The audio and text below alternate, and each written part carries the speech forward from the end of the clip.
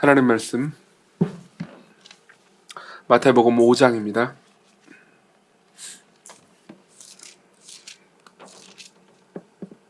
21절부터 26절 제가 봉독해 드리도록 하겠습니다. 마태복음 5장 21절부터 26절 봉독해 드리도록 하겠습니다. 하나님의 말씀을 들으십시오. 옛사람에게 말한 바 살인하지 말라. 누구든지 살인하면 심판을 받게 되리라 하였다는 것을 너희가 들었으나 나는 너희에게 이르노니 형제에게 노하는 자마다 심판을 받게 되고 형제를 대하여 나가라 하는 자는 공회에 잡혀가게 되고 미련한 놈이라 하는 자는 지옥불에 들어가게 되리라. 그러므로 예물을 제단에 드리려다가 거기서 네 형제에게 원망 들을 만한 일이 있는 것이 생각나거든. 예물을 제단 앞에 두고 먼저 가서 형제와 화목하고 그 후에 와서 예물을 드리라. 너를 고발하는 자와 함께 길에 있을 때 급히 사화하라. 그 고발하는 자가 너를 재판관에게 내어주고 재판관이 옥리에게 내어주어 옥에 가둘까 염려하라. 진실로 내게 이르노니 네가 한 푼이라도 남김이 없이 다 갚기 전에는 결코 거기서 나오지 못하리라. 아멘. 휴가에서 돌아왔고요. 그리고 산상설교로 돌아왔습니다. 이제 우리가 지혜에 관한 시리즈 설교를 쭉 들었잖아요. 그리고 이제 산상설교를 원래 이제 14번에 걸쳐서 20절까지 했는데 이제는 이제 21절부터 쭉 산상설교가 끝날 때까지 갈 것 같습니다. 산상설교는 마태복음 5장부터 7장에 있는 예수님께서 산에서 하신 설교를 가리켜서 산상설교라고 부릅니다. 이 설교는 어떤 특징을 가지고 있을까요? 이 설교에 대해서 이제 많은 학자들은 천국 복음 혹은 천국 백성들의 헌장, 헌법 이렇게 표현하기를 좋아합니다. 그러니까 이제 하나님 나라가 어떤 것인지 보여준다는 거죠. 오늘 본문만 해도 예수께서는 분노와 살인을 금지하십니다. 그리고 그 본질에 대해서 파헤치십니다. 그 말은 무슨 말이냐면은 완성될 하나님의 나라는 분노, 살인이 없다는 걸 의미하고요.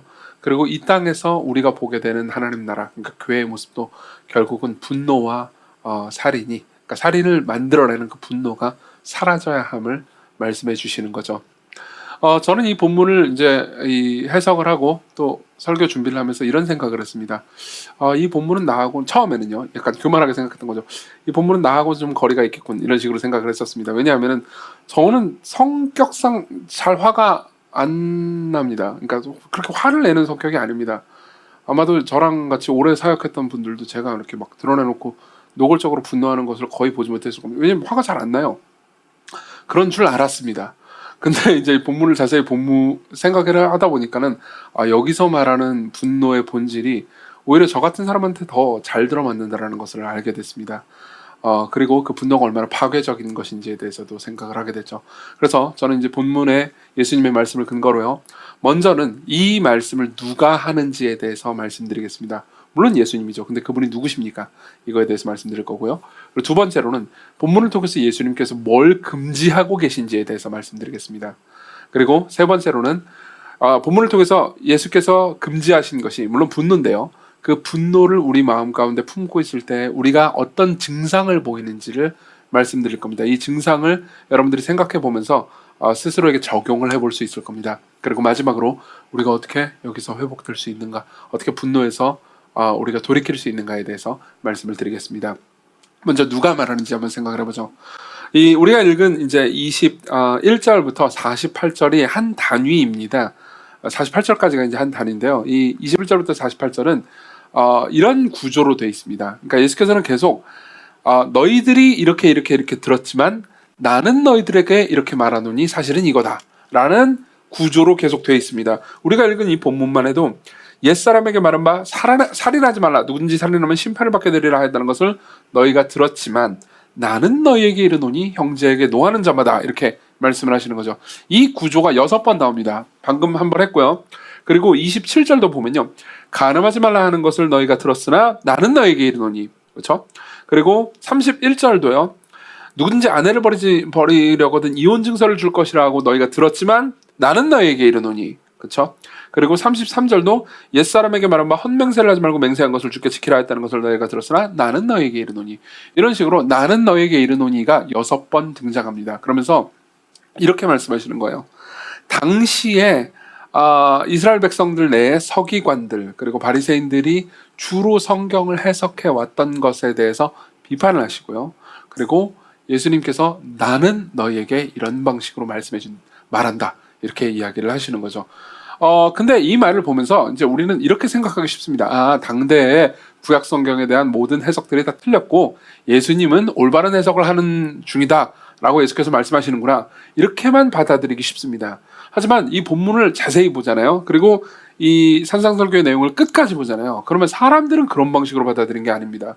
그리고 실제로 예수께서 하신 것도 그런 방식이 아니었어요. 그러니까 나는 각주가 필요 없는 존재다. 나는 누군가에게 인용하는 것을 재인용할 필요가 없는 존재다. 나는 내가 말하는 걸로 최고의 권위를 삼을 수 있는 존재다 라고 이야기하는 것 같죠. 저는 설교 중에 몇몇 사람들을 오늘도 하겠지만은 인용하곤 합니다. 왜냐하면 그런 걸 인용함으로써 그러니까 이게 이제 제 개인적인 사적인 해석이 아니고 보편적인 좀 이따 마르틴 루터 같은 사람을 인용할 건데 보편적인 그리스도인들 그리고 그것도 탁월하게 성경을 잘 해석했던 그리스도인들과 같은 생각을 가지고 있다는 것을 여러분들에게 말하면서 이제 권위를 입증하려고 하는 거죠. 근데 예수께서는 그런 권위를 입증하실 필요가 없었습니다. 그분은 그냥 그분이 말하는 걸로 충분하다는 거죠. 그리고 사람들도 그렇게 받아들였습니다. 실제로 이 산상설교가 끝나는 지점 이 7장 마지막 지절에 보면요. 사람들이 이렇게 반응합니다. 예수께서 이 말씀을 마치심에 이 설교가 다 끝나니까 무리들이 그의 가르치심에 놀라니 이는 그 가르치시는 것이 권위 있는 자와 같고 그들의 서기관들과 같이 아니함일러라 이렇게 이야기합니다. 무슨 말입니까? 이게 그러니까 다른 서기관들이 말하는 것처럼 누구의 의견은 어떻고 누구의 의견은 어떻고 이런 정도가 아니고요. 진짜로 내가 말하기 때문에 나는 그냥 단순히 너희들에게 이런저런 의견을 얘기하는 것이 아니다. 내가 지금 말하는 것이 곧 최종적인 권위다 라고 말하는 걸로 들었다는 거죠. 다시 말하면 청중들은요 지금 신이 말하는 것을 대언하는 사람의 말로 그 이야기를 들은 게 아니고 신이 말하는 것을 들었다고 생각한 겁니다. 그도 그럴 것이 실제로 이 설교의 마지막 부분에 예수님께서 이런 말씀을 하십니다. 나더러 예수님 스스로 말씀하시는 거예요. 주여 주여 하는 자마다 다 천국에 들어갈 것이 아니고 다만 하늘에 계신 내 아버지의 뜻대로 행하는 자라야 들어가리라. 그날에 많은 사람이 나더러 주여 주여 우리가 주의 이름으로 선지자 노릇하며 주의 이름으로 귀신을 쫓아내며 주의 이름으로 많은 권능을 행하지 아니하였나이까 하리니 그때 내가 그들에게 밝히 말하되 내가 너희를 도무지 알지 못하니 불법을 행하는 자들아 내게서 떠나가라 하리라 이렇게 말씀하십니다. 무슨 말입니까? 예수께서 마지막 날 심판 때 내가 너희들을 보고 너희들이 아버지의 뜻대로 행하지 않았으면 내가 너희를 지옥으로 보내버릴 것이다 이런 게 말씀을 하시는 거죠. 자 생각해 보십시오. 제가 이정규가요 여러분들 앞에서 지금 설교를 하고 있는데 여러분들이 무엇을 행하든 제가 여러분들을 잘 보고요. 여러분들이 행하는 것이 성경적이지 않다. 제가 생각할 때 옳지 않다. 그럼 여러분들을 제가 지옥으로 보내버릴 겁니다. 마지막 날 심판 때 제가 서 있을 겁니다. 이렇게 말했다고 해봅시다. 그럼 여러분들이 어떻게 반응하겠습니까? 저거 이단이다. 이상한 사람이다. 그러면서 도망가지 않겠습니까? 그렇지 않다면 제가 진짜 신인 거겠죠. 그렇죠? 물론 참고로 저는 그냥 인간일 뿐입니다. 그렇기 때문에 당연히 제가 만일 그렇게 말한다면 저는 이단일 겁니다. 그리고 예수님께서 이렇게 말씀하셨을 때 사람들도 둘 중에 하나를 선택할 수밖에 없었습니다. 그분이 진짜 하나님이든지 아니면 미치광이든지요. 그렇죠? 그냥 미친 사람 아니야 저거? 이렇게 받아들일 수밖에 없습니다. 자, 이 설교를 듣고 계신 분들 중에서 아직 예수 그리스도를 믿음으로 받아들이지 않으신 분들이 있을 거라고 생각합니다. 아직 기독교에 대해서 탐사하고 계신 분이 계실 겁니다. 그렇죠? 한번 잘 생각해 보셨으면 좋겠습니다. 예수 그리스도는 어떤 존재입니까? 여러분들은 아마 신의 존재에 대해서 회의하고 있을지도 모릅니다. 그렇죠? 과연 신이 있다면 눈을 보여봐 이렇게 말하고 있을지도 모릅니다. 하지만 잘 생각해 보십시오. 이 사람으로 온 이 한 남자가 이 한 사람이요 진짜 하나님이라면 신은 존재하는 셈입니다. 그렇죠? 이 사람의 말은 스스로가 신이라고 주장하고 있습니다. 그 말은 뭐냐면은 여러분들이 이 예수 그리스도를 하나님이라고 믿고 무릎 꿇고 받아들이면서 그분께 경배하든지 아니면 그분은 그냥 종교적 광신자의 미치광이라고 생각하면서 멀리하든지 둘 중 하나의 선택밖에 할 수 없다는 걸 의미하는 거죠. 그렇죠? 예를 들면 여러분들이 예수 그리스도는 4대 성인 중에 한 명이고 훌륭한 사람이었지 도덕가였어. 이 산상설교의 내용도 훌륭한 삶을 살고 윤리적인 삶을 살라는 그 사람의 그 예수 그리스도라는 사람의 초청일 뿐이야 라고 생각한다면 여러분들은 예수 그리스도를 모르고 있을 뿐만 아니라 산상설교도 잘 모르고 있는 겁니다. 산상설교의 여러 부분에서 예수님은 스스로를 신이라고 주장하는 셈입니다. 그렇죠? 여러분들이 그렇다면 이 말씀을 듣고 있을 때 여러분들이 예수 그리스도를 믿음으로 받아들인 분이라면요, 이 말씀을 들으면서 나는 지금 하나님의 말씀을 듣고 있는 것이다 라고 생각하셔야 됩니다. 그리고 여러분들이 아직 예수 그리스도를 받아들이지 않더라도 예수 그리스도께서 말씀하신 말씀을 보면서요, 그분이 신이든지 아니면 미치광이든지 양단간의 선택을 할 수밖에 없다는 거죠. 누가 이 이야기를 하고 있습니까? 누가 이 말씀을 여러분들에게 전하고 있습니까? 하나님이시자 사람이신 분입니다. 두 번째로 넘어갑시다. 그러면 이 하나님이시자 사람이신 분은 무엇을 금지하고 있는 걸까요? 도대체 무슨 이야기를 주장하고 있는 걸까요? 자, 본문을 다시 보겠습니다. 21절부터 봅니다.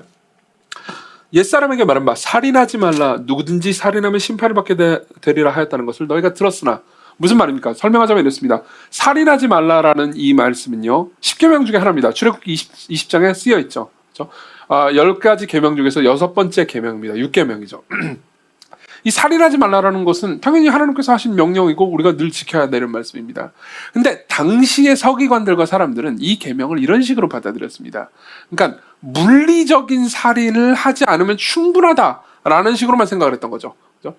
그래서 너희들이 물리적인 살인을 하면은 심판을 받게 될 거다, 이런 식으로만 가르쳤다는 겁니다. 특히 여기서 심판이라고 번역된 그리스어 크리시스라는 단어는 그러니까 당시에 이 마을 이런 데 있었던 어떤 재판정이었습니다. 그리고 이제 조금 더 높으면 23인으로 구성된 평의회 같은 것이었습니다. 그러니까 거기 가서 심판받게 된다는 거죠.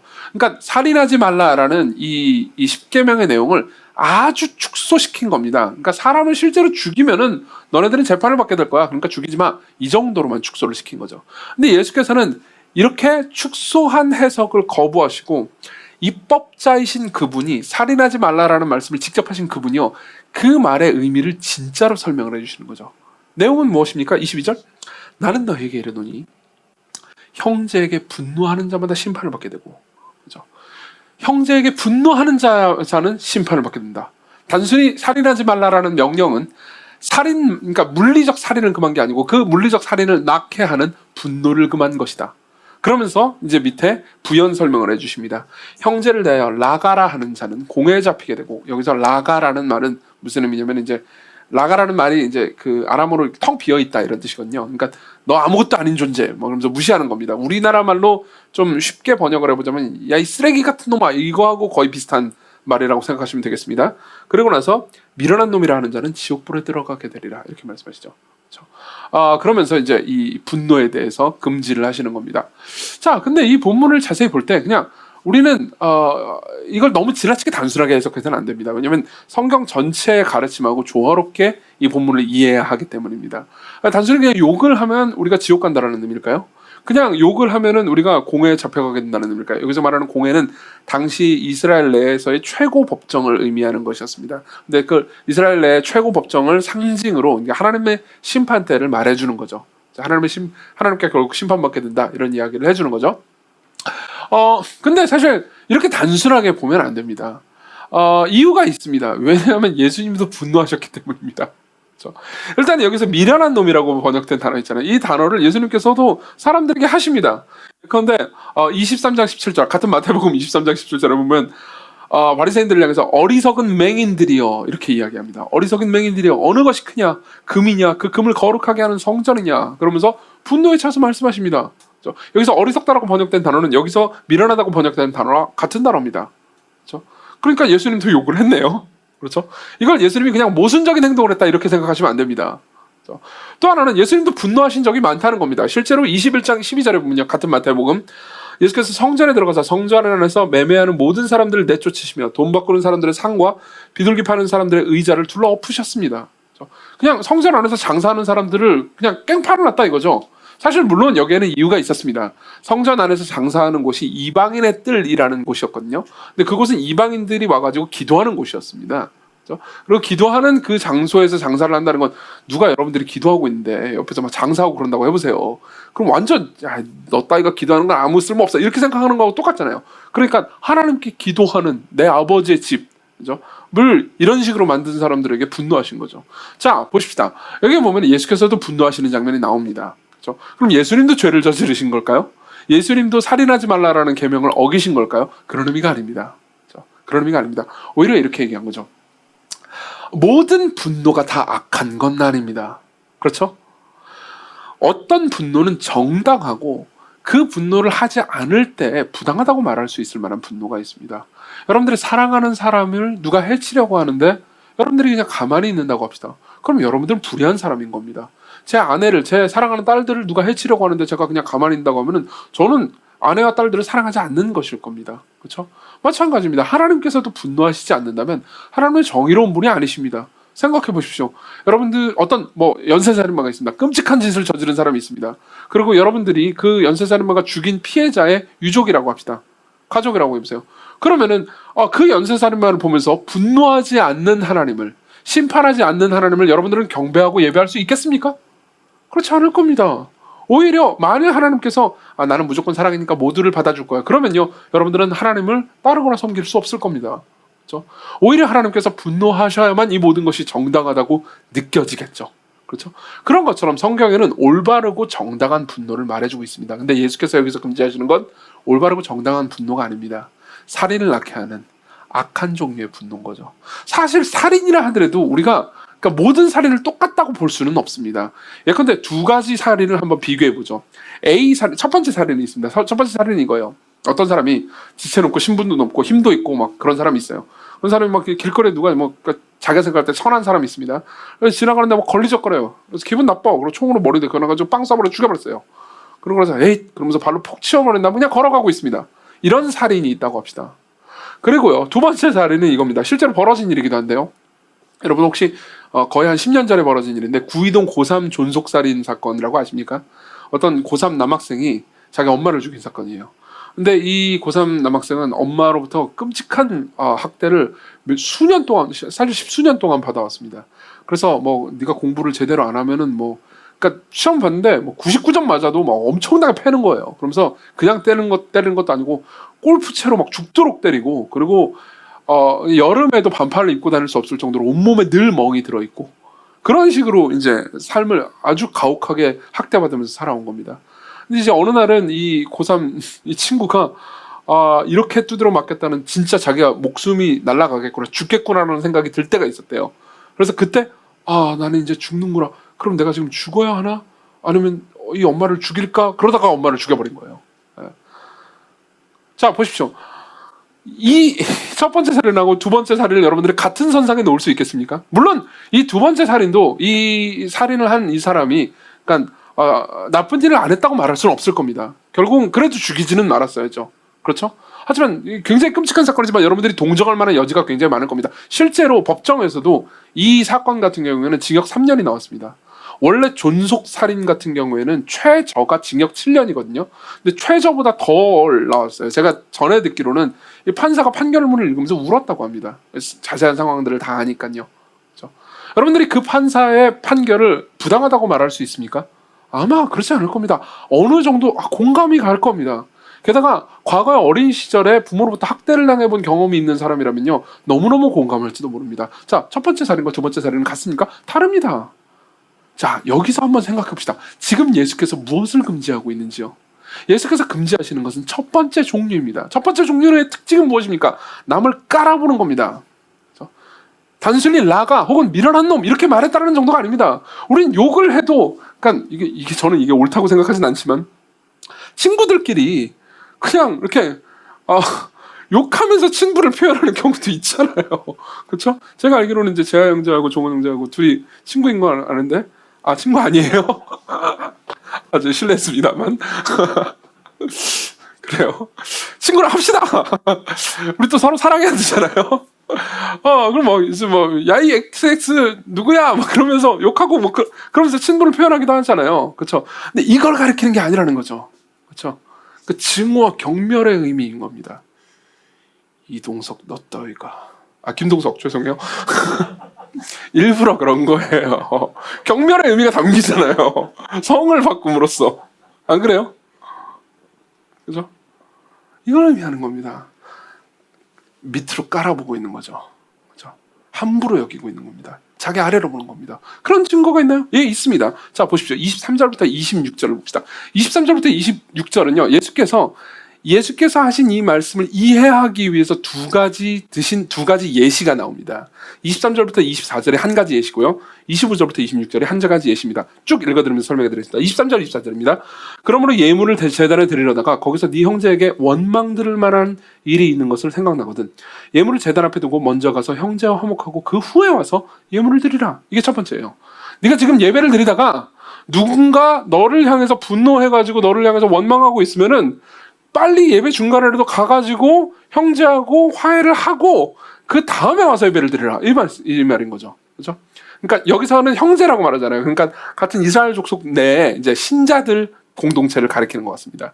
그리고 25절, 26절은요, 신자가 아닌, 그러니까 외부인들을 가리키는 거죠. 이방인들을 가리키는 겁니다. 이방인들 사이에서 이런 일이 있을 수 있습니다. 너를 고발하는 자가 함께 이 길에 있을 때 급히 사화하라. 그 고발하는 자가 너를 재판관에게 내어주고 재판관이 옥리에게 내어주어 옥에 가둘까 염려하라. 진실로 내게 이르노니 네가 한 푼이라도 남김이 없이 다 갚기 전에는 결코 거기서 나오지 못하리라. 이건 무슨 상황이냐면 이런 겁니다. 그러니까 어떤 사람이 당신을 향해서 빚 갚아, 돈 내놔 이러면서 막 이제 법정으로 끌고 가고 있어요. 끌고 가가지고 법정에 가가지고 하면은 빨리 법정에 가는 길이라도 화해를 하고 돈을 빨리 갚아라. 그렇지 않으면은 심판받는다. 이렇게 얘기를 해주는 거죠. 이 두 가지 예를 드시는 겁니다. 자, 이 두 가지 예가 분노하지 말라는 이야기와 딱 들어맞으십니까? 잘 와닿지 않을 겁니다. 일단 와닿지 않는 건 이겁니다. 자, 보십시오. 여기서 분노하는 쪽, 이 두 가지 예에서 분노하는 쪽은 누굽니까? 너입니까? 아니면 너를 향해서 무언가 말하고 있는, 네가 화해해야 되는 대상입니까? 화해해야 되는 대상입니다. 이게 안 들어맞습니다. 이게 이해가 안 되는 분들은 이제 다시 이해하기 쉽게 예를 들어드리겠습니다. 제가 예를 들면 주은 자매한테 이제 이야기를 하는 거예요. 주은아, 분노하면 안 된다. 남을 깔아보면서 남을 경멸하는 방식으로 분노하면 안 돼. 그죠? 그러고 나서 그 다음 얘가 이런 겁니다. 그 다음 얘가 근데 말이야, 성진이가 너를 향해서 분노하고 있잖아. 그럼 빨리 가서 화해해. 잠깐만요. 이게 이상하잖아요. 그죠? 네가 분노하면 네가 잘못한 거야. 이 예를 이렇게 들어야지. 성진이가 너를 향해 분노하고 있어. 그럼 가서 화해. 이게 아니잖아요. 오히려 이렇게 되면 자연스럽습니다. 성진이가 너를 향해서 분노하고 있잖아? 그럼 성진이가 지옥에 갈 거야. 이런 식으로 말하면 이야기가 말이 되죠. 동석이가 너를 향해서 막 빚갚으라고 너를 법정으로 끌고 가고 있잖아? 그러면 동석이가 공회에 잡혀가게 될 거야. 이게 말이 되는 겁니다. 근데 예수께서는 이렇게 그러니까 분노하는 대상은 지금 뭐죠?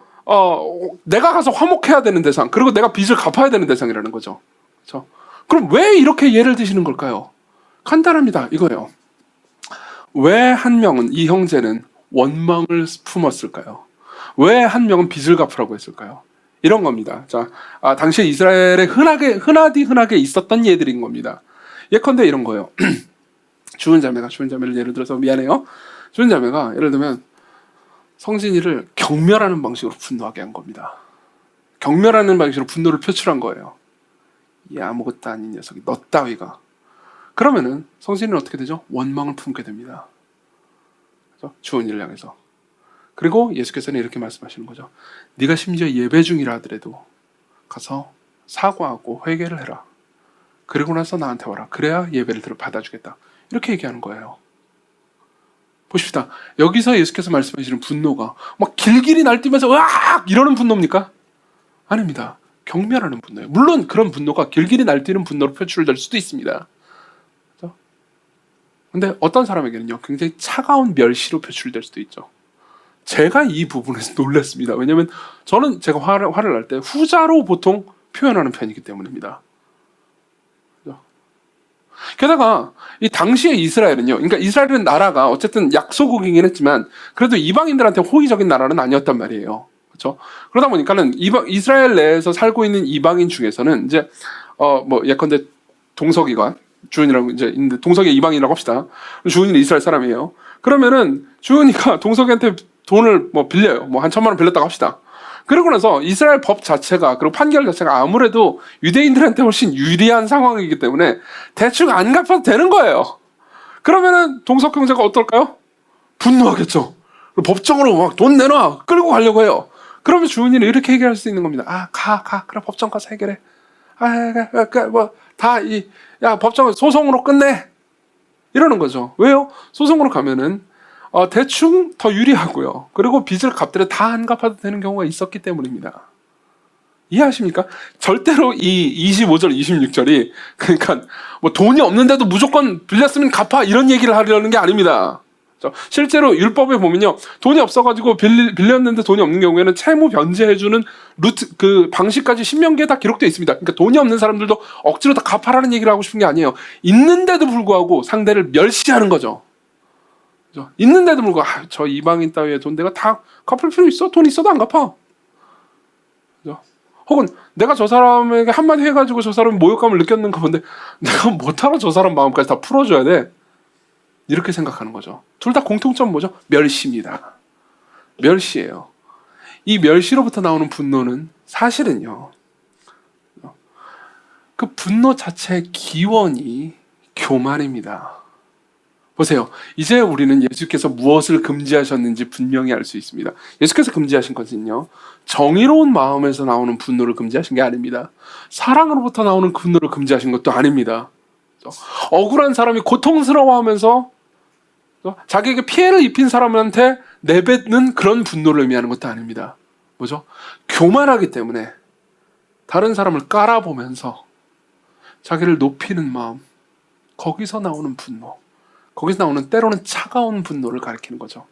너는 지금 사람을 멸시하고 있다. 그리고 그것은 하나님의 심판을 받을 거다. 이렇게 얘기하고 있는 셈입니다.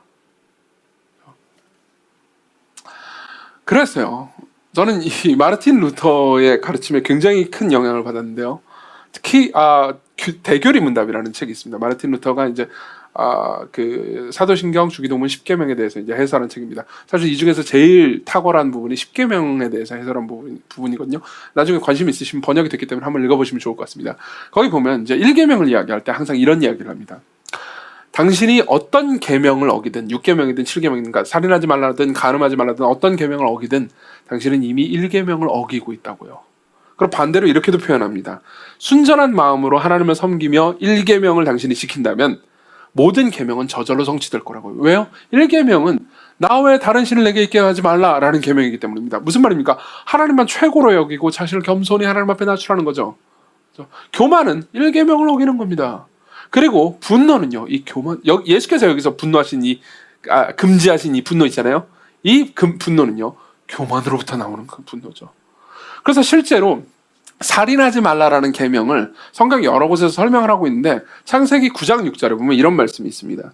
다른 사람의 피를 흘리면 그 사람의 피도 흘릴 것이니 이는 하나님이 자기 형상대로 사람을 지으셨습니다. 이렇게 이야기합니다. 무슨 말입니까? 누군가를 죽이면 죽인 그 사람도 죽여야 되는데 그 이유는 뭐냐면은 사람은 하나님의 형상이기 때문에 너무 귀한 존재이기 때문에 죽으면 안 된다는 거죠. 그럼 왜 분노하면 안 됩니까? 왜 다른 사람을 깔보면 안 됩니까? 왜 그 사람이 좀 부족하고 모자란 것처럼 보여도 내가 그 사람 위에 서려고 하면 안 됩니까? 왜 모든 인간은 평등하고 동등합니까? 인간이 하나님의 형상으로 사람을 지으셨기 때문입니다. 모든 인간이 하나님께서 귀히 만든 존재이기 때문이에요. 그렇기 때문에 살인이 금지됩니다. 그리고 경멸과 교만으로 인한 분노도 금지되는 거죠. 이게 예수께서 금지하신 내용입니다. 자, 그럼 세 번째로 넘어갑시다. 이러한 뭐라고 해야 될까요? 교만으로 인한 분노가 우리 안에 있다면은 그게 우리에게 어떻게 표출될까요? 그런 분노가 우리 가운데 있을 때 우리 마음 가운데서 이제 나타나는 증상이 뭘까요? 간단하게 세 가지만 짚어보겠습니다. 첫 번째로는요, 이겁니다. 실제 예를 들면 여러분들이 이렇게 생각할 수 있습니다. 실제로 바보가 있잖아요.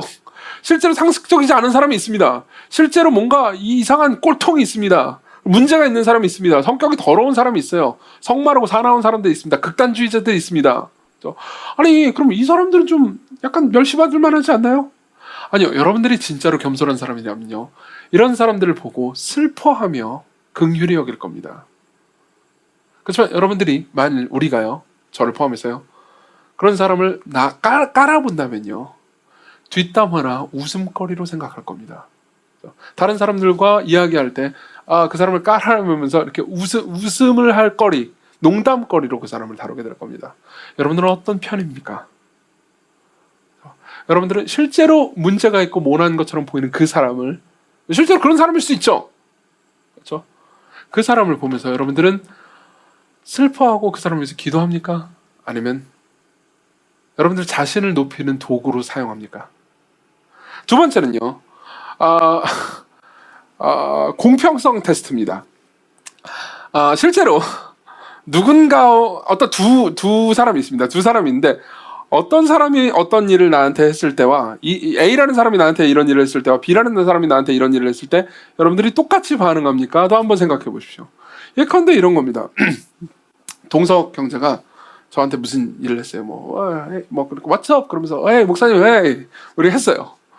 근데 동석 형제가 저한테 이렇게 했을 때는 그래 이렇게 나도 같이 What's up? 이렇게 하다가 재하 형제가 저한테 이렇게 했다고 합시다. 너 따위가 감히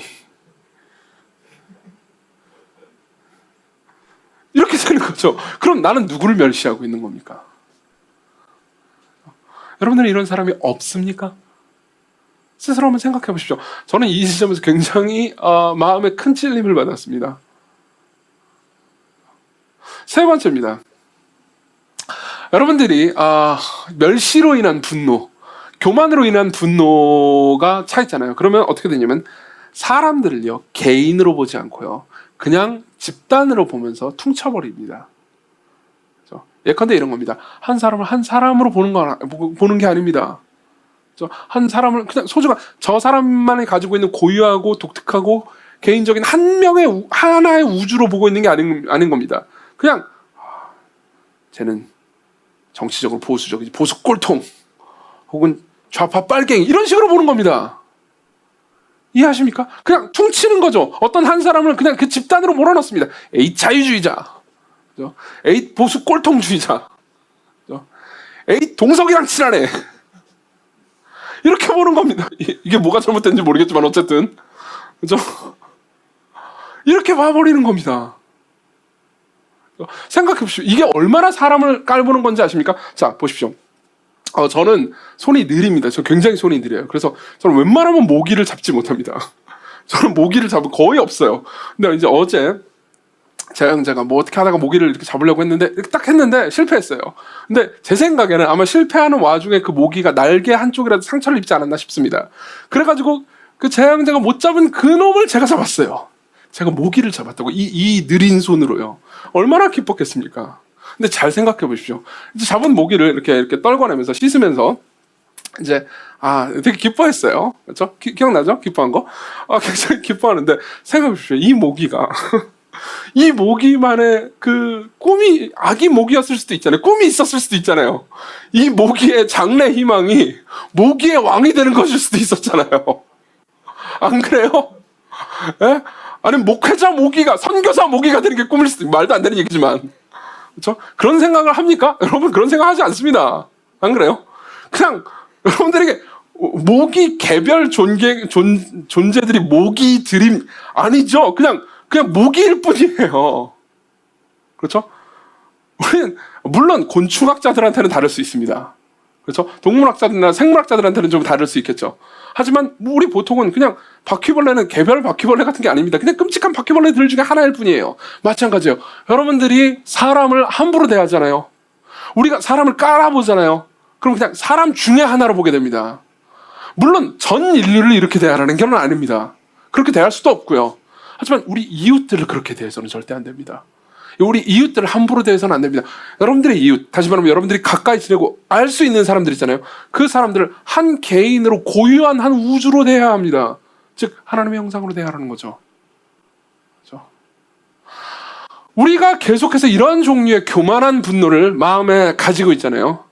그러면 우리가 속한 공동체는요. 뒷담화와 정죄가 난무하게 될 겁니다. 그렇죠? 엘리트주의가 난무하게 될 겁니다. 계속해서 이런 식으로 생각할 겁니다. 저 어린 청년들이 혹은 저 꼰대 어르신이라고도 안 하겠죠. 그냥 집단화해서 사람들을 생각할 겁니다. 저 미련한 청년 일부, 저 수련회만 하는 이건 아닌데 어쨌든 저 바보 같은 청년 2부 이런 식으로 생각하겠죠. 그냥 사람들을 집단화 시켜버립니다. 그럼 어떻게 되죠? 우리는 계속해서 그러니까 교회에서 천국을 느끼기는커녕 지옥의 형체를 느끼게 되죠. 부교역자 주제, 평신도 주제, 이렇게 되는 겁니다. 그러면요, 계속해서 그 마음을 품고 있으면 결국 자기 자신이 고통스럽습니다. 나는 계속 누군가 위에 있지 않으면 안심할 수 없어요. 그러면 나보다 훨씬 위에 있는 것처럼 보이는 사람이 나를 경멸하잖아요. 그럼 나는 좌절해버립니다. 그렇죠? 끊임없이 괴로워합니다. 끊임없이 사람들 가운데서 높낮이를 잴 수밖에 없습니다. 그렇죠? 그리고 자기 아랫사람처럼 보이는 사람을 경멸하고요. 그리고 윗사람처럼 보이는 사람한테 눌려서 살아가는 거죠. 그냥 지옥인 겁니다. 지옥의 본질이 뭔지 아십니까? 교만한 사람들끼리 모여서 누구도 인정하지 않고 자기만 인정받기를 바라는 사람들의 모임입니다. 이게 지옥의 가장 큰 고통이죠. 이게 지옥의 불입니다. 그렇죠? 그럼 어떻게 회복해야 됩니까? 우리는 어떻게 더 나아질 수 있습니까? 우리는 어떻게 더 겸손해질 수 있습니까? 네 번째입니다. 먼저 무엇을 하지 말아야 하는지부터 얘기해 드리겠습니다. 무엇을 하지 말아야 되는지부터 얘기해 드리겠습니다.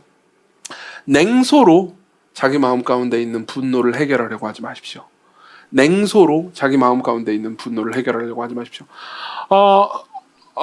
이 설교를 준비하기 위해서 책을 몇 권 읽었습니다. 그러니까 특히 분노에 관한 여러 가지 글들을 읽었습니다. 되게 이제 시중에 보니까 분노에 관한 좋은 그러니까 연구를 많이 해놓은 책들이 꽤 있더라고요. 그 중에서 여러 가지 것에 유익을 얻었는데 대체로의 결과가 똑같다라는 것을 보고 놀랐습니다. 그러니까 대체로 분노가 일 때는 분노로 막 표현하지 말고 그냥 냉소적으로 유머로 그냥 받아치라는 거죠. 그 중에서 이제 제일 유명한 책 중에 하나가 세네카의 책입니다. 세네카는 1세기의 정치인이자 변호사이기도 했죠. 이 사람은 이제 유명한 정치인이었는데 이 사람은 굉장히 탁월한 글들을 많이 썼습니다. 스토아 철학자였습니다. 그리고 그 중에 이제 화에 관하여라는 책이 있습니다. 이게 분노에 관해서 쓴 3권의 책을 모아놓은 거고 우리나라 말로도 번역이 되어 있습니다. 근데 그 책에 보면요, 결국은 이제 분노를 다스릴 것을 계속 얘기하는데, 참고로 세네카는 되게 분노를 잘하기로 유명한 사람이기도 했습니다만, 어쨌든 간에 분노에 대해서 다스릴 걸 얘기하는데, 분노에 대해서 다스리는 방식을 이렇게 이야기를 해줍니다. 들어보세요. 잘 들어보십시오. 법관이나 부자의 집에서 대문을 지키는 문지기가 그 집에 들어가려는 네 친구를 밀치는 것을 보면 너 자신이 친구의 편에 서서 화를 내게 된다. 그렇죠? 예를 들면 막 부유하고 막 대기업 회장 뭐 이렇게 수행원인데 막 누가 친구가 가려고 그러는데 막 어이 꺼져버려. 그러면은 화가 날 수 있겠죠. 그렇죠? 세네카 자신도 귀족인데, 그렇죠? 그렇다면 그때 화가 나게 되는데 화를 내지 말라는 거예요. 왜 화를 내지 마냐? 너는 쇠줄로 목이 묶인 개에게도 화를 낼 것인가? 개는 아무리 시끄럽게 짖어도 먹을 것을 던져주면 조용해진다. 그냥 조금 뒤로 물러나서 껄껄 웃어라. 무슨 말입니까? 무시하라는 거예요. 아니 겨우 문지기 따위 개잖아. 근데 왜 개가 너한테 뭘 했다고 그래가지고 뭘 그렇게 분노해? 그냥 껄껄 웃고 넘어가. 여러분, 이게 굉장히 그러니까 놀라웠던 거는요, 제가 읽었던 몇 권의 책들이 다 이런 식으로 분노를 대응하라고 가르쳤다는 겁니다. 전 놀랐습니다. 그래서 모든 분노가 올라오냐? 그냥 냉소로 대응해라. 분노로 올라오냐? 그냥 유머로 대응해라. 다 그렇게 대응합니다. 여러분들도 아마 그런 조언을 들어본 적이 분명히 있을 겁니다. 여러분들이 누군가에 대해서 화가 났습니다. 막 분노가 쏟아오릅니다. 그럼 여러분들의 친구가 말합니다. 그딴 애가 말한 걸 왜 그렇게 마음에 둬? 마음에 두지 마! 똑같은 거 아닙니까? 그죠? 이게 한편으로는 문제를 해결하는 것처럼 보입니다. 유명한 예들을 얘기해 주죠. 뭐 재밌는 얘기입니다. 뭐 빵 터질 만큼 재밌는 얘기는 아니지만 그래도 재밌는 얘기입니다. 예컨대 윈스턴 처칠의 이야기가 있죠. 윈스턴 처칠은 1, 2차 세계대전 때 영국의 수상이었죠. 그리고 굉장히 뛰어난 정치가였습니다. 그리고 당시에 이제 처칠의 반대편에 그 정치적인 사람 중에 이제 에스터 부인이라는 분이 있습니다. 이분은 최초의 여성 영국 정치인이었죠. 저희 의원이기도 했고요. 국회의원이기도 했고요. 에스터 부인이, 그러니까 처칠을 엄청 싫어했어요. 그래가지고 처칠을 분노하게 만들려고 노력을 많이 했습니다. 그래서 에스터 부인이 처칠한테 이렇게 이야기를 합니다. 내가 당신의 아내였다면 당신이 마시는 커피에 독을 탔을 거라고요. 그죠? 그러니까 처칠이 뭐라고 얘기했는지 아십니까? 이렇게 대응했습니다. 내가 만일 당신의 남편이었다면 나는 그 커피를 마셨을 거예요. 이해 못하셨어요? 혹시 설명해드려야 되는 겁니까? 그쵸? 웃기죠. 뭐 빵 터지게 웃기는 건 아니지만 그냥 웃깁니다. 뭐 또 다른 방식도 있습니다. 헨리 워드 비처라는 사람이죠. 이 사람은 그 미국의 유명한 연설가였습니다. 그러다 보니까는 이제 연설가는 팬들도 많지만 반대하는 사람들도 많잖아요. 그렇죠? 그래서 반대하는 사람들의 편지를 많이 받는데 그 중에서 이제 이런 편지를 받았대요. 그냥 편지 내용에 아무것도 없고 그냥 바보 이렇게 써있다는 거예요. 바보. 그러고 나서 그 편지를 흔들면서 사람들한테 이렇게 얘기를 했습니다. 이 헨리 워드 비처는 많은 사람들이 있는 데서 제가 편지의 내용을 쓰고 이름을 쓰기를 까먹은 편지를 많이 받아봤지만은 자기 이름만 쓰고 내용을 쓰지 않은 편지는 처음 받아봤다고요. 그렇죠? 재밌죠? 들어보십시오. 이런 이야기들은요. 그러니까 분노를 잘 다스리는 예화로 설명되고 있습니다. 근데 잘 생각해 보십시오. 처칠은 에스터 부인을 경멸한 겁니다. 막 길길이 날뛰는 분노를 표현하진 않았죠. 그냥 너 따위가 이렇게 생각한 겁니다. 헨리 워드 비처도 그 편지를 보낸 사람을 그렇게 대응한 거죠. 이게 바로 예수께서 지적하신 부분입니다. 이게 바로 예수께서 예수께서 죄라고 생각하신, 살인이라고 생각하신 바로 그 분노인 거죠.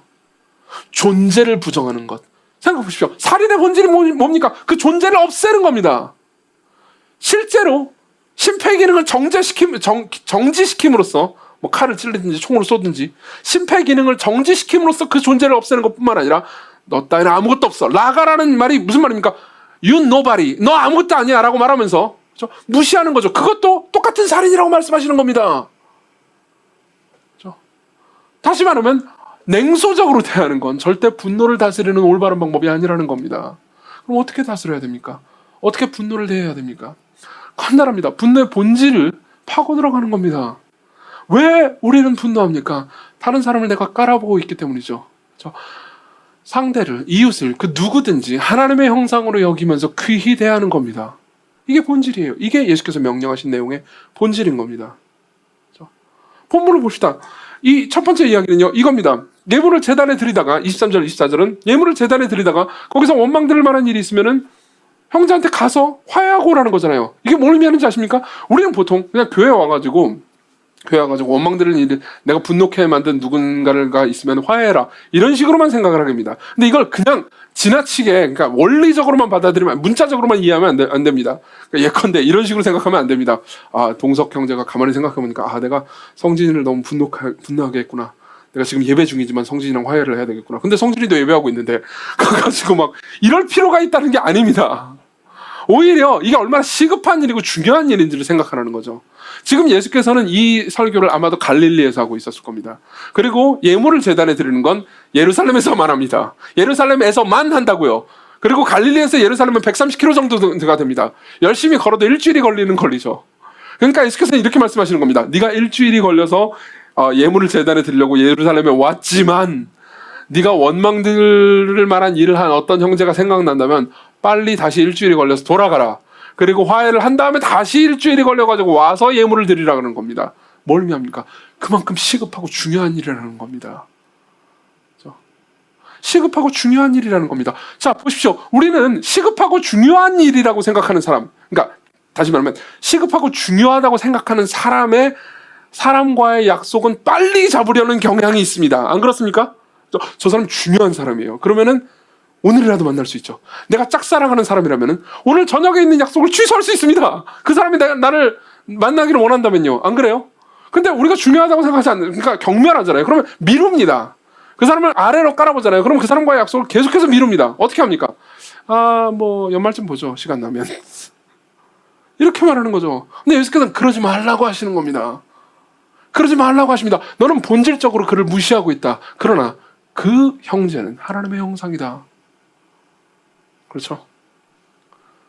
그리고 이렇게 말씀하시는 겁니다. 누군가 이방인이라 하더라도 네가 그 사람을 억울하게 했다면 이방인이라고 멸시하지 말아라.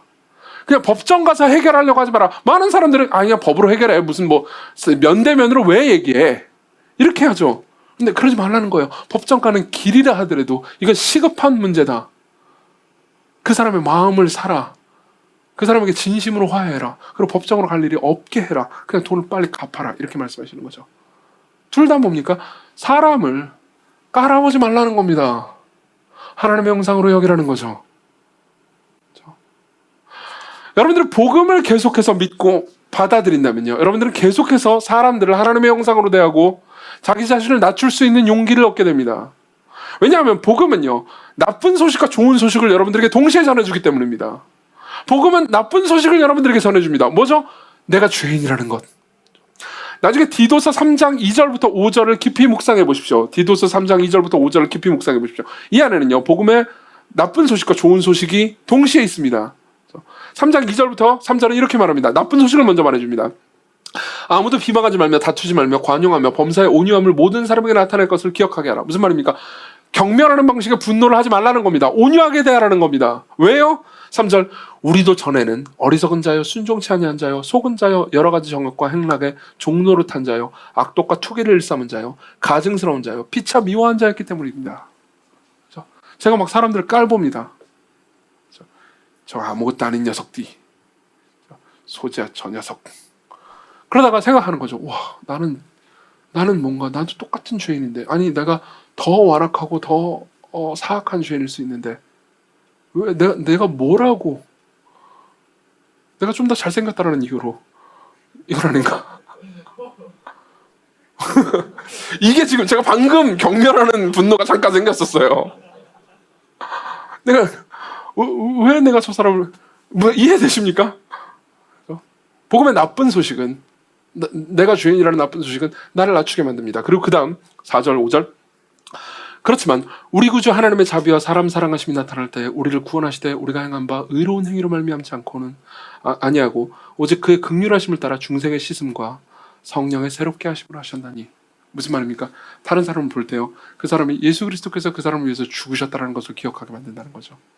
그래야 우리가 경멸하는 분노를 버리고 그 사람을 하나님의 형상으로 대한다는 겁니다. 어떻게 이런 마음이 생깁니까? 이 마음이 우리 마음 가운데 찰 수 있는 마음이 뭘까요? 인간은요, 근본적으로 교만한 존재입니다. 이게 모든 인간이 죄인이라고 말하는 내용의 핵심입니다. 이 지점까지 가면 우리 모두가 우리 마음 한켠에 어딘가에는 교만함이 있다는 것을 고백할 수 있을 겁니다. 저도 마찬가지고요. 그렇죠? 인간은 어떤 존재입니까? 인간은 하나님을 향해서도 경멸하는 분노를 쏟아낸 적이 있는 존재입니다. 창세기부터 그 이야기가 나옵니다. 창세기 4장에 보면요, 가인과 아벨 이야기가 나옵니다. 가인과 아벨은 아담의 두 자녀들이었습니다. 둘 다 하나님께 예배를 드렸습니다. 아벨은, 동생은요, 하나님께 진심으로 마음을 다해서 믿음으로 제사를 드렸습니다. 그렇지만 가인은 그렇지 않았죠. 그리고 나서 하나님께서는 이렇게 대응하십니다. 창세기 4장 4절 읽어드릴게요.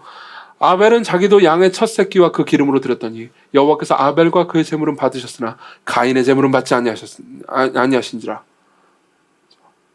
그리고 나서 가인이 어떻게 대응하는지 아십니까? 가인이 몹시 분노하여 안색이 변하니. 자, 이 분노는 경멸하는 분노입니다. 내가 제물을 드렸는데 당신이 뭔데 내 제물을 받지 않아? 내가 기도했는데 왜 당신이 뭔데 왜 내 기도를 듣지 않아? 그래서 여호와께서 말씀하시는 거죠. 여호와께서 가인에게 이르시되 6절, 네가 분내함은 어찌 됨이며 안색이 변하면 어찌 됨이냐. 인간은 단순하게 인간에게만 경멸을 쏟아내는 존재가 아닙니다. 심지어 하나님께도, 신에게도 경멸을 쏟아내는 존재죠. 신에게도 경멸과 분노를 쏟아낼 수 있다면, 신 위에 서려는 마음이 있는 존재라면요, 인간 위에 서려는 마음은 왜 없겠습니까? 그렇죠? 우리는 어떻게 이 마음에서 구원받을 수 있습니까? 자, 여기서 이 경멸받으신 이 신은요, 이 입법자인 이분, 모든 천사들과 모든 피조물로부터 찬양받고 영광을 받기 합당한 이분은요, 자신이 그 경멸받기를 선택하시기 위해서 이 땅에 오신 하나님이십니다. 예수께서 이 말씀을 하십니다. 너희가 나가라 한다면 공회에 잡혀가게 되고, 너희가 미련한 놈이라 한다면 너희는 지옥불에 들어가게 되리라고. 그리고 이 산상설교만 여러분들이 읽게 된다면 이렇게 생각하겠죠. 나는 이런 경멸하는 분노를 자주 가졌던 사람인데 내가 하나님 앞에 심판받겠구나. 그리고 이야기가 지속됩니다. 마태복음은 계속됩니다. 그리고 마태복음의 끝부분에 보면 어떤 이야기가 나오는지 아십니까? 사람들을 사랑하시고 사람들 가운데 계신 그 하나님, 사람들을 이해하시기 위해서 사람들 안에 들어오신 그 하나님이 공회에 잡혀가는 모습을 보여줍니다. 하나님께서는, 모든 걸 창조하신 그 하나님께서는 우리를 모기떼 중에 하나로 보셔도 상관없었습니다. 그렇죠? 근데 그분이 그 모기떼 안으로 들어오셨습니다. 그분이 모기가 되신 거예요. 그분이 사람이 되신 겁니다. 그리고 사실상 그냥 너희들 모두가 나를 향해서 반역했으니까 그냥 모두가 지옥에 가서 그냥 지옥에 땔감이 되라 라고 말해도 상관없으실 바로 그분이요, 사람들 가운데 오셔서 사람들 하나하나를 아셨습니다. 사람들 한 명 한 명과 관계를 맺으셨다고요. 저는 모기와 하나하나 관계를 맺지 않아요. 근데 하나님이 여러분들 하나하나를 아십니다. 베드로와 야고보와 요한을, 한 인간들을 이해하고 알고 그들과 이웃과 친구가 되셨습니다. 그리고 그 하나님께서, 그 하나님이신 동시에 사람이신 그분께서 공회에 잡혀가시죠. 잘못한 게 없는데요. 이웃을 비난하거나 깔아보거나 낮추신 게 아니고 오히려 인간을 높이시기 위해서 자신이 낮추어지신, 자신이 낮아지신 그 하나님께서 공회로 끌려가십니다. 대제사장들과 온 공회가 예수를 죽이려고 그를 칠 거짓 증거를 찾으며, 마태복음 26장 59절. 그러고 나서 어떻게 되는지 아십니까? 예수께서 신문을 받으십니다. 신문이 끝나고 나서 어떤 일이 벌어지는지 아십니까? 67절. 이에 예수의 얼굴에 침 뱉으며 주먹으로 치고 어떤 사람은 손바닥으로 때리며 이르되 그리스도야 우리에게 선지자 노릇을 하라. 너를 친 자가 누구냐 하더라. 무슨 말입니까? 모여서 예수 그리스도를 때립니다. 주먹으로, 뺨으로 가혹하게 경멸을 담아서 분노하면서 때립니다. 그러고 나서 말하죠. 여러 사람을 때리면서 누가 때렸게? 그리고 잠시 후에 빌라도의 법정으로 끌려갑니다. 빌라도의 법정에서도 똑같은 경매를 받으시고, 그리고 군병들에 둘러싸여서 이런 일이 일어납니다. 총독들의 군병들이 예수를 데리고 관청 안으로 들어가서 온 군대를 그에게 모으고 그의 옷을 벗기고 흉포를 입히며 가시관을 엮어 그 머리에 씌우고 갈대를 오른손에 들리고 그 앞에서 무릎을 꿇고 희롱하여 이르되 유대인의 왕이여 평안할지어다 하며 그에게 침 뱉고 갈대를 빼앗아 그의 머리를 치더라. 보십시오. 왜 예수 그리스도께서 경멸 어린 분노를 받으셨습니까? 왜 그리스도께서 이토록 낮아지셨어야만 했습니까? 이렇게 맞으실 때 그분이 마음만 먹는다면 천사들을 보내서 이렇게 때리고 있는 모든 사람들을 한 번에 다 죽여버리실 수 있는 권능을 가지신 그분이 왜 이 시간들을 참으셨습니까? 여러분, 경멸받아 마땅한 우리가 하나님 보시기에 존귀하고 사랑을 받게 하시기 위해서, 경멸받아 마땅한 우리가 서로를 사랑하고 서로를 존귀히 여기게 하시기 위해서 그분이 경멸을 받기를 선택하셨습니다. 하나님이신 분이 낮아지셨습니다. 여러분, 신이 사랑을 베푼다는 종교는 많이 있습니다. 그렇지만 이 세상에 어떤 종교의 신도 사람보다 더 낮아지셨다는 신은 없습니다. 사람의 자리에 오셔서 사람들에게 핍박을 받았다는 신은 존재하지 않습니다. 여러분, 그 예수 그리스도를 보십시오. 그 예수 그리스도, 그 하나님이신 분이신 동시에 사람이신 그분을 보십시오. 그분을 볼 때 우리 안에 있는 교만으로 인한 분노가 부끄럽게 느껴지지 않으십니까? 그분을 바라볼 때, 그분의 영광을 볼 때, 그분의 그 아름다움을 볼 때, 그분이 선택하신 삶이 영광스럽게 느껴지지 않으십니까? 그리스도께로 오십시오. 여러분들이 아직 예수 그리스도를 믿음으로 받아들이지 않았다면 그분을 받아들이십시오. 그분이 여러분들을 위해서 하신 일이, 그분이 여러분들을 위해서 선택하신, 경멸받으신 그 일로 인해서 여러분들은 하나님께서 여러분들을 높이시는 것을 경험하게 될 겁니다. 하나님께서 여러분들을 조건 없이 다함 없이 영광스럽게 사랑하시는 것을 느끼게 될 겁니다. 그리고 여러분들도 여러분들의 이웃을 그리스도께서 위해서 죽으신, 여러분들의 형제들을 그리스도께서 위해서 죽으신 자로 받아들일 뿐만 아니라 여러분들의 모든 이웃을 하나님의 형상으로 볼 수 있게 될 겁니다. 기도합시다.